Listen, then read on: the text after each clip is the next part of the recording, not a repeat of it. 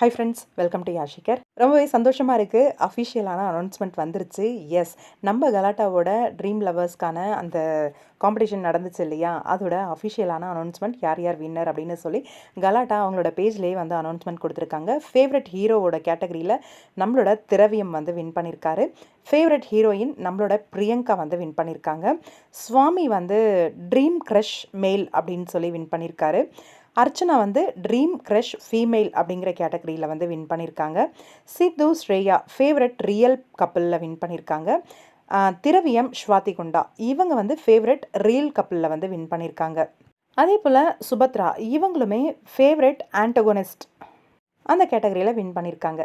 Overall நம்ம எல்லாருமே எதிர்பார்த்த அந்த ஃபேவரட்ஸ் தான் வந்து வின் பண்ணியிருக்காங்க. நம்ம கெஸ் பண்ணவங்க தான். ஏன்னா ஓட்டிங் வந்து ஒன்று, அப்புறம் அனௌன்ஸ்மெண்ட் வந்து வேறு யாரும் வருவாங்களோ அப்படின்னு ஒரு பயமும் இருந்துகிட்டு இருந்துச்சு.